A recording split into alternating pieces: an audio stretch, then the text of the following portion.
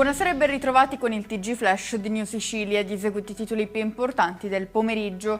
In apertura gli aggiornamenti sulla sparatoria di Sferracavallo nel Palermitano. È stata dimessa questa mattina dall'ospedale Cervello la giovane di 21 anni incinta al quinto mese, ferita di striscio la scorsa notte da un colpo di arma da fuoco. La polizia continua a indagare per individuare i responsabili.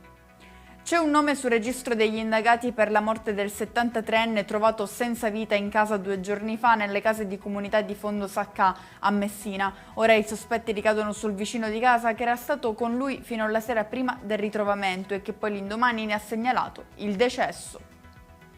Investita nelle scorse ore una donna mentre stava andando a prendere il figlio a scuola. È successo questa mattina a Vittoria, in provincia di Ragusa. La persona alla guida del veicolo ha proseguito la sua corsa senza fermarsi. Scatta dunque la caccia al pirata della strada.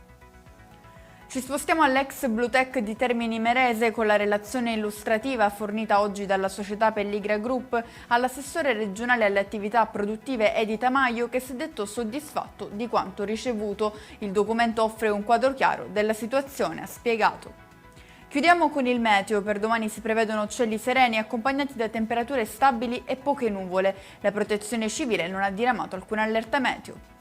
E con questo è tutto, prossimo appuntamento domani alle 13:30, grazie per averci seguito, buon proseguimento di serata.